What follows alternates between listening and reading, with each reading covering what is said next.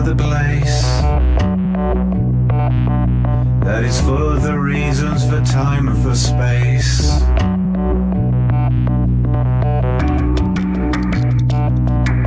He said he was leaving last time.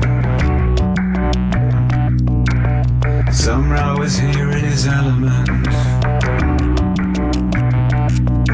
He invited me back for a ride. Agreed and left for the places. He said he was leaving last tide.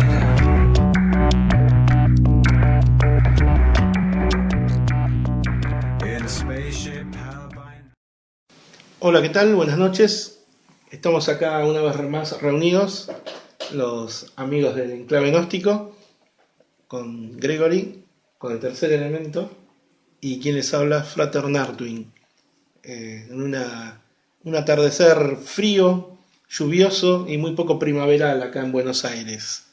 Así que, bueno, una vez más nos juntamos para hablar un poquito de los temas que nos interesan.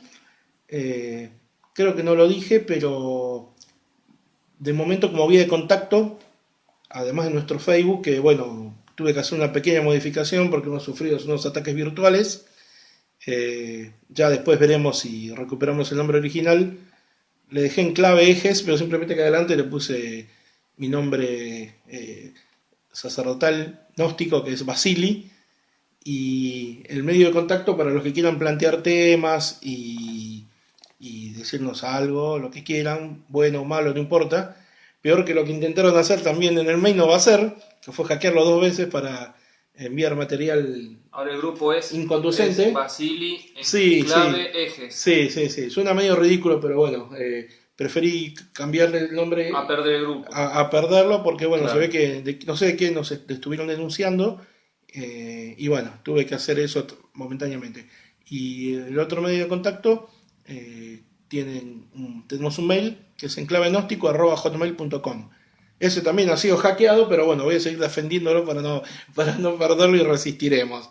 Yo no entiendo por qué unos amigos Hay que se mucho, juntan. hay miedo. No sé, la verdad que no me entra en la cabeza, sinceramente, estar perdiendo el tiempo en Que la gente se ocupe de eso. Sí, no sé, sí, no entiendo que pueda haber gente tan loser y que esté tan mal en la vida para andar ocupándose de eso. Pero bueno, allá ellos.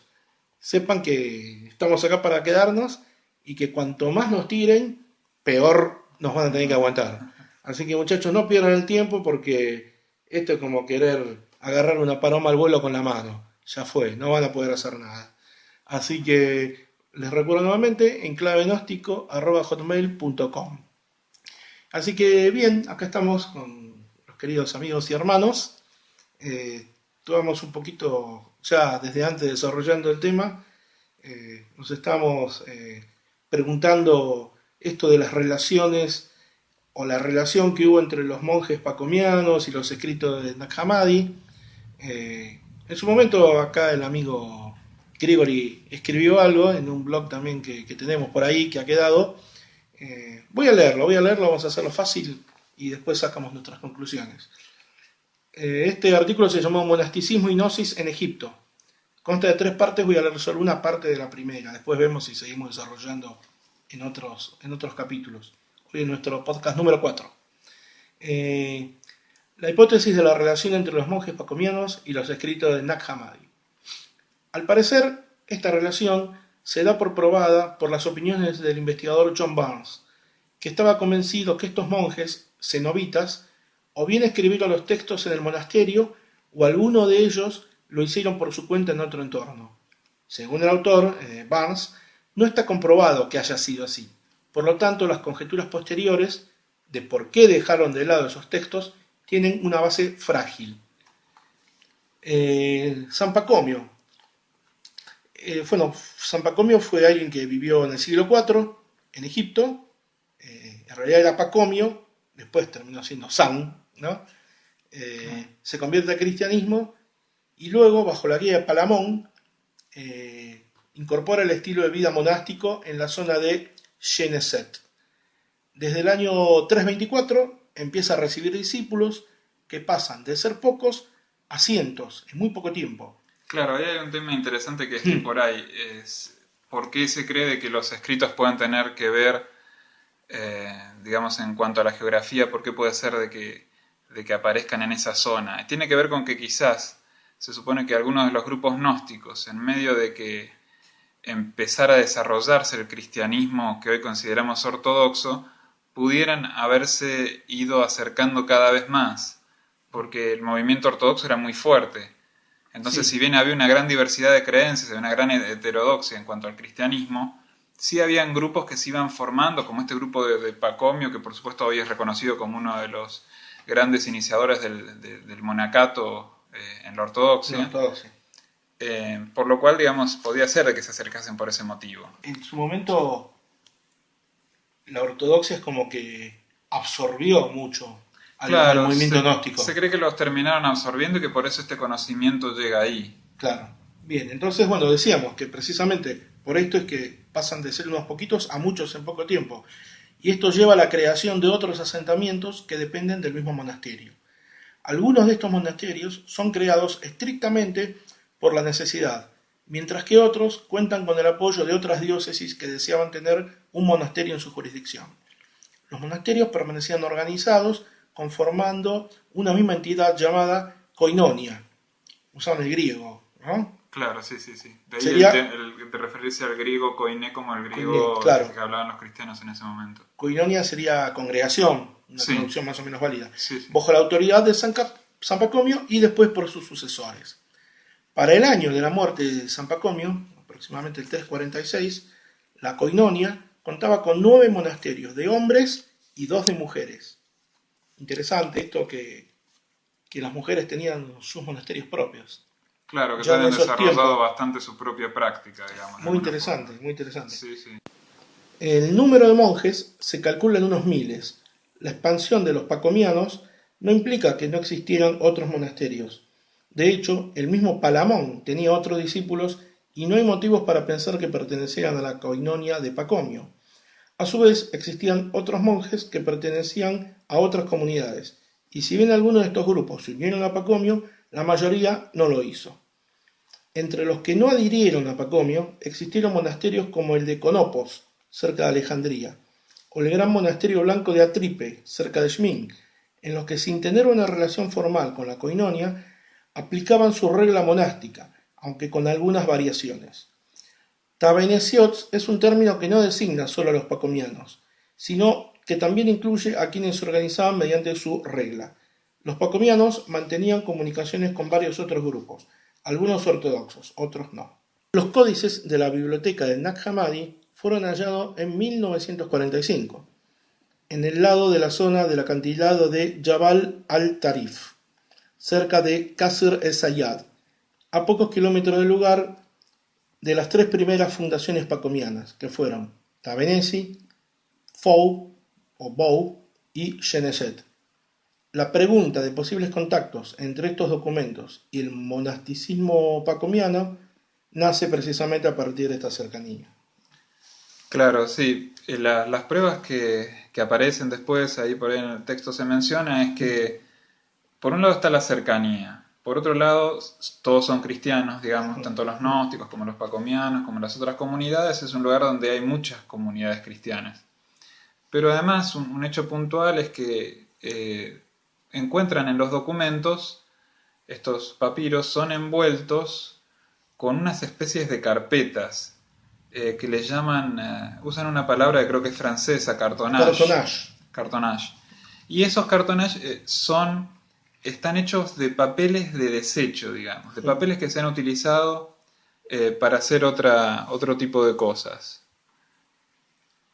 Por ejemplo, entonces, me parece que el material es cuero en realidad, ¿no? El material es cuero. Que fueron utilizados para sacar cuentas, para asientos contables, para mucho tipo de cuestiones. Claro, sí, para llevar algunas cosas. Y entre esos se mencionan varias cosas, algunas hacen pensar que pueden ser del monasterio. Por ejemplo, una es que se nombra a Pacomio, pero Pacomio no era un nombre tan extraño, tan raro en ese momento que no pudiera ser otro Pacomio. Claro, había muchos, había varios pacomios en ese mismo podía haber en esa congregaciones. comunidad. Sí, no, y fuera de la congregación también. O sea que no cierra la posibilidad de que fuese un pastor, digamos, que se estuviesen hablando de un pastor. Un único pacomio que... Claro, podría haber sido otra persona. Pero después hay otras cuentas y hay referencias donde se habla de alimentos y qué sé yo. Entonces, hay cosas que hacen pensar de que el monasterio estaba cerca y que estos textos, digamos, se envolvieron con estos materiales que sobraron del monasterio, por lo que hay escrito en ellos. Pero nada es así como súper concluyente. Lo que pasa es que son varias cosas que suman. Lo que dice ahí, el hecho de que estuviesen cerca, el hecho de que para esta época empiezan a desaparecer los gnósticos. Dentro de los gnósticos igual sería interesante destacar que podrían haber sido simplemente heterodoxos sin llegar a ser gnósticos. Pueden haber tenido otras creencias, quizás más o menos afines a las de la ortodoxia, y siempre en muchos detalles tener diferencias. Claro. Porque lo que pasaba en aquellos primeros tiempos es que habían muchísimas corrientes, digamos. Ahora también las hay, pero por otros motivos. Pero en aquellos momentos quizás se utilizaba un solo evangelio, se utilizaba determinados otros textos que son antiguos pero que no entraron después dentro del canon en los siglos siguientes. Entonces había una gran diversidad y dentro de esa diversidad estaba el gnosticismo, por lo cual el monje que entraba al monasterio, digamos la persona que entraba al monasterio a vivir la vida monástica, traía también su propia heterodoxia. Y de ahí se cree que pudieran ser ellos quienes después terminan escondiendo los textos. Ajá, claro. Sí, es interesante ver cómo surgen distintas posibilidades. Puede haber distintas hipótesis. Sigo con una parte del texto. La proximidad geográfica, dice el texto, apoyando un poco esto que recién comentábamos, sin embargo no prueba nada.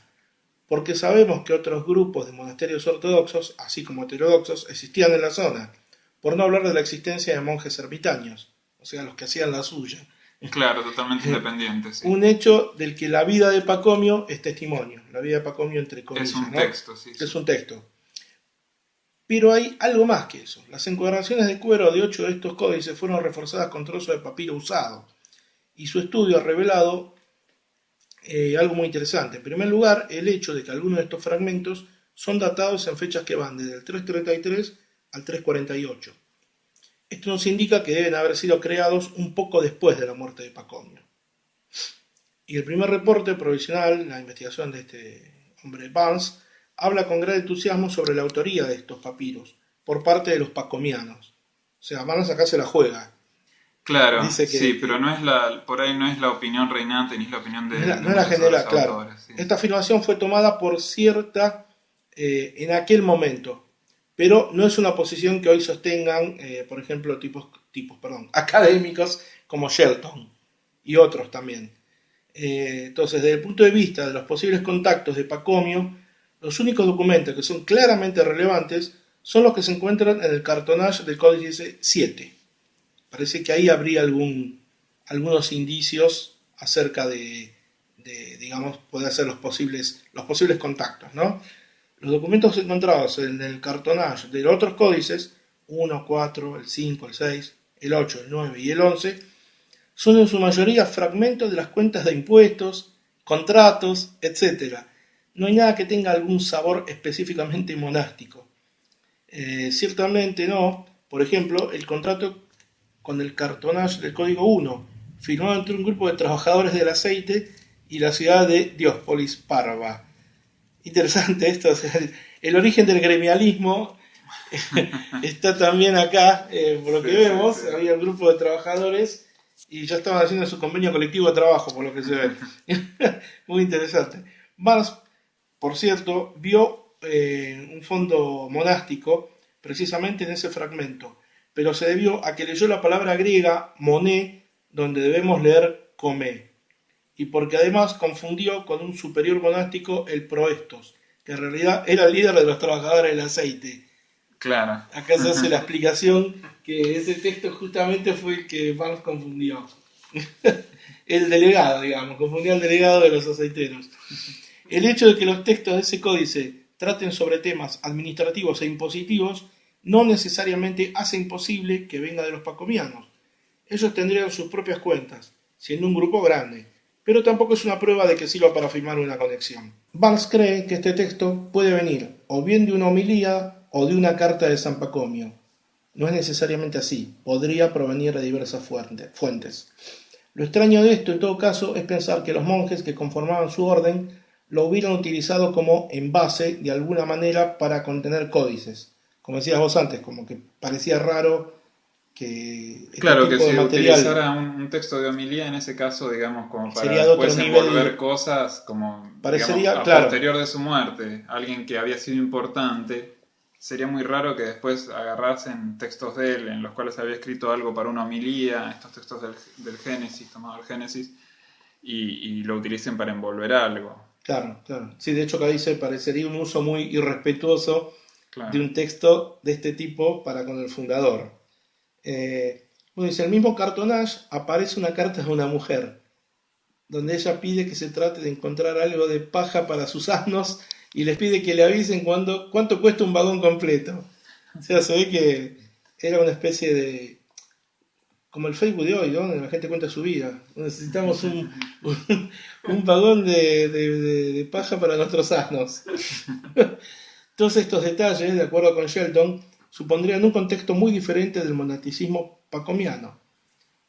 Otro investigador, John Dehoe, reaccionó con fuerza en oposición a esto, que él considera basado en una idea preconcebida y demasiado estrecha de la práctica de la separación del mundo en los monasterios de Pacomio. Estoy de acuerdo con Dachow al decir que Shelton se niega con demasiada facilidad la posibilidad de que los monjes de Pacomio tuviesen que tratar tales cuestiones. Otra prueba que se toma por fundamento de una conexión real entre los textos de Nag Hammadi y los pacomianos sería una carta de un Pamnut, que podría ser el santo copto, un Pamnut, así le decían en el idioma, digamos, ¿no?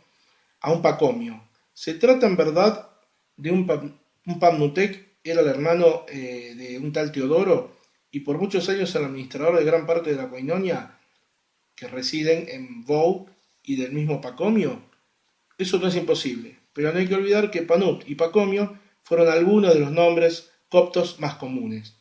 La vida de Pacomio, este texto, menciona dos Pacomios y al menos dos Panuts, si no tres. Esto que decíamos antes, que eran nombres nombres comunes, claro, bastante comunes y que podía dar lugar a alguna confusión. Además del hecho que ellos vivían en el mismo monasterio, y si se ausentaban era por un corto tiempo, haciendo algo improbable que se escribieran cartas. Claro. Existen además recuentos de opiniones y doctrinas similares a las de los gnósticos, pero que podrían tener distintos orígenes, tales como el cuerpo no se levantará de la muerte, pero esto no nos habla del origen de los textos de Nag Hammadi, que después de todo debemos contemplar la posibilidad de que hubiesen sido enterrados mucho después. Respecto a por qué la biblioteca de Nag Hammadi fue enterrada, sí, acá el texto dice que bajo la influencia de los estudios de Qumran y un poco obsesionados por la convicción de que los códices de Nag Hammadi habían sido enterrados por los monjes de Pacomio, o por causa de ellos, los estudiosos tienden fácilmente a dar por sentado que los códices habían sido ocultados. ¿Pero fueron realmente ocultados? Una hipótesis formulada por Krause sin duda merece una consideración. Según él, no hubiera sido raro, incluso para los cristianos, en el período en estudio, enterrar tales documentos al lado de su dueño, en el momento de su muerte. También los egipcios, ¿no? Hacían eso, claro. De dejar las cosas con sus dueños. Claro, que lo acompaña a la otra vida de alguna forma. El hecho de que fuesen encontrados en un cementerio, que era casi seguro la del cementerio de los monjes de Pacomio, hace que la hipótesis sea más plausible. Harían falta más estudios en el lugar para poder determinarlo. Claro, aparecen en un cementerio o en lo que había sido un cementerio de los pacomianos. Claro, sí. Bueno, eso es bastante contundente. Otra hipótesis es que siendo propiedad de los monjes, dentro o fuera del monasterio, hubiesen sido ocultados por una necesidad de deshacerse de documentos heréticos. Esa es otra, claro. Escondamos esto que es herejía. Claro. Un tipo de purga, digamos. Una carta de Atanasios se toma muchas veces como causa de una de estas purgas, que podría haber dado la causa para ocultar a los manuscritos. Pero la carta tiene otro tono, y más bien alerta a la gente simple, a Caroy, sobre los peligros de los libros leídos por el perfecto, ya que pueden conducir a terrenos poco seguros. El perfecto, digamos, hacía referencia a alguien de ahí de la coinonia, de la congregación, pero no seguro ni probable tampoco. Claro, entonces ahí lo que me parece que es interesante es que hay distintas posibilidades por las cuales los textos terminan siendo ocultados, que una sería la fuerza de la misma ortodoxia en ese momento, y otro sería simplemente el hecho de que se hubiesen dejado con quien era su dueño, digamos, con aquel monje Sí. que era dueño de aquellos textos, junto con muchos otros, porque nosotros cuando nos llega Nag Hammadi nos llega como algo excepcional, pero tienen que haber habido seguramente otras copias, tienen que haber habido muchos más textos. Es muy poco lo que se ha rescatado frente a lo que debe haber habido por aquellos tiempos, lo que debe haber pasado por esos monasterios, ¿no? Claro, puede ser que Pacomio ya estaba interesado en estudiarlos, en leerlos. No sé, acá, por ejemplo, otra parte del texto dice Soderbergh, que está en contra, ¿no?, de esta hipótesis. Porque dice, aún concediendo que la ortodoxia de los monjes podría haber sido menos estricta que la que suponemos, hay ciertos libros de la biblioteca Nag Hammadi que no tienen ningún carácter religioso y que contienen además elementos paganos, explícitamente, que uno no esperaría encontrar en los libros de cabecera de los monjes de Pacomio, incluso habiendo abstracción de estos elementos claramente paganos. Hay doctrinas gnósticas en algunos libros de esta biblioteca que están claramente en oposición a la ascesis monástica cristiana, la que hace difícil imaginar que los monjes cristianos los utilizaran para su lectura espiritual. Puede ser que lo estuviera para estudio simplemente, para estar informado, Claro. o tengámoslo nosotros porque esto es herejía. Sí. Bueno. Sí, porque además estos, al haber sido reunidos en fechas, después deberíamos hablar un poco en detalle, si bien por ahí nos iríamos un poco del tema del canon con el cual se forma la Biblia. Claro. Pero si bien en esta época, digamos, por el año 200 hasta el 300, podrían haber tenido una gran cantidad de textos. Si bien habían algunos que por decisión más o menos unánime, una decisión tácita, eran los textos más importantes, también podrían haber otros textos que se utilizaran. Después tenemos que hablar de los textos que quedan fuera del canon, porque hay textos que incluso son bastante antiguos y aún así son dejados fuera y antes eran utilizados en las iglesias, eran leídos en público, eran leídos el domingo, así que formaban parte de las lecturas regulares. Claro. Sí, bueno, vemos entonces que es muy, muy interesante de unos párrafos de un texto, todo lo que se puede conjeturar y todo lo que se puede, digamos, tratar de llegar a alguna conclusión, no sé si del todo, porque los mismos investigadores se siguen peleando. Claro. Son personas que han viajado allá, que han desenterrado, que han años investigando, menos nosotros vamos a venir a hablar de forma contundente como soberbios que tienen las grandes conclusiones, ¿no? Para eso dejamos a otros. Nosotros lo que sí hacemos, citamos textos serios de investigadores, damos nombres para no caer en determinar diciendo cualquier pavada y por sobre todo no ser imprecisos. Tratar de manejarnos con material serio. Así que esto es interesante seguir viéndolo. Este texto tiene 2 partes más que las vamos a seguir desarrollando. No sé si querés agregar o agregamos algo más sobre mito y gnosis, como para ir cerrando por hoy. No, creo que lo podremos dejar para más o menos para el programa que viene, ya podemos abrir directamente con eso y... Ok, sí, después vamos a completar un poco de este texto y vamos a hacer un poquito la relación entre mito y gnosis. Así que, bueno, vamos despidiéndonos de este podcast número 4. Espero les haya sido interesante, les haya aportado algo, esta mini investigación que va a continuar. Un saludo cálido desde Buenos Aires y será hasta la próxima.